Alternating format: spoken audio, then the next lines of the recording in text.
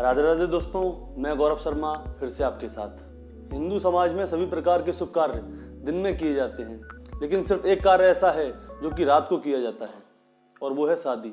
ऐसा क्यों? ये जानने के लिए आप ये वीडियो पूरी देखिएगा। तो शुरू करते हैं। हिंदू समाज में आप किसी भी प्रकार की पूजा ले लीजिए, चाहे सत्यनारायण की पूजा ले लीजिए, गृह प्रवेश ले लीजिए, किसी बच्चे का नामकरण देख लीजिए, यहाँ तक कि अगर किसी व्यक्ति की मृत्यु भी हो गई है तो उसको सूर्य ढलने से पहले ही हम जला देते हैं। लेकिन सिर्फ शादी ही ऐसा क्यों रात को 12 बजे के बाद होती है, अंधेरे में होती है? आप इतिहास उठा के देखिए, भगवान श्री राम की शादी हुई दिन में हुई, भगवान शिव की शादी दिन में हुई, भगवान कृष्ण की शादी दिन में हुई, पांचाली की शादी दिन में हुई, लेकिन अब रात को शादी होती है। ऐसा क्यों? हमारे सनातन धर्म में शास्त्रों के अनुसार दोपहर 12 बजे तक विवाह करने का विधान है, या फिर दोपहर के बाद सूर्यास्त से पहले विवाह कर सकते हैं। सनातन धर्म में आप किसी भी पुरानी कथा को उठाकर देखिए, उसमें सभी का विवाह दोपहर में ही हुआ है। जैसे कि द्रौपदी, कुंती, रुक्मणी, माता सीता, माता पार्वती, या कोई भी वर्णित विवाह सुबह ही हुए हैं। लेकिन आज हिंदू धर्म में सभी विवाह रात्रि में ही किए जाते हैं। ऐसा क्यों? शास्त्र कहता है कि रात्रि काल में हर मंगलिक कार्य वर्जित है। सूर्य डूबने के पश्चात सभी मंगल कार्य निषिद्ध हैं, जो कि राक्षसों और तांत्रिक क्रिया करने वाले लोगों के लिए होता है। आपने महाभारत का युद्ध तो देखा ही होगा। सूर्य ढलता था तो महाभारत का युद्ध भी बंद हो जाता था। रात में कभी महाभारत का युद्ध नहीं हुआ है, क्योंकि रात्रि को तंत्र या फिर आसुरिक शक्तियों के लिए ही उपयुक्त माना जाता है। तो फिर ऐसा क्या कारण रहा कि संपूर्ण विश्व के सभी संप्रदायों के कार्य और शादी दिन में होती है, लेकिन हिंदू समाज में शादी रात में होती है?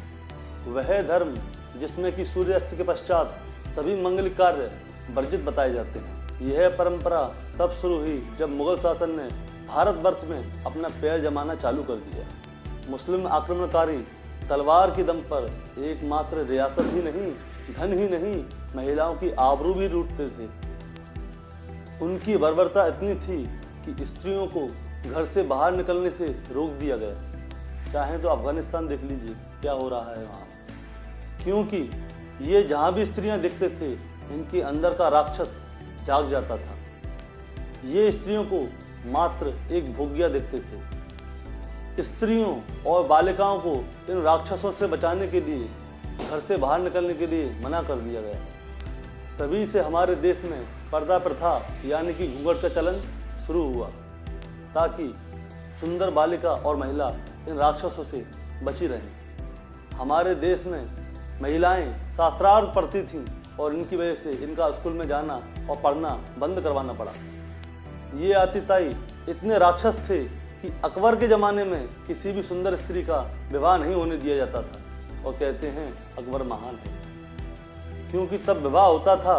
विवाह के समय ही अकबर के सैनिक आते थे और स्त्रियों को उठा ले जाते थे और उनके साथ सेक्स करते थे, और उनका जितना भी धन होता था उसे लूट कर ले जाया करते थे। उस जमाने में विवाह करना एक बहुत ही दंडनीय अपराध हो गया था। उसी समय एक डाकू जिसका नाम दुल्ला भट्टी था, उसने अकबर के सैनिकों से लोहा लेना शुरू किया और सुंदरी मुंदरी नाम की 2 बालिकाओं का विवाह रात्रि में करवाया। रात्रि में ही तारों की छांव में ही डोली को विदा कर दिया जाता था। डोली ले जाने वाले लोग बहुत ही शक्तिशाली होते थे। वे हथियारों से लैस रहते थे, ताकि अकबर का कोई भी सिपाही आए तो उससे वो लोहा ले सकें और दुल्हन को सुरक्षित घर पर छोड़ के आ सकें। तभी से इन रिश्तों के कारण रात में विवाह करने का प्रचलन चला और आज तक चलता आ रहा है।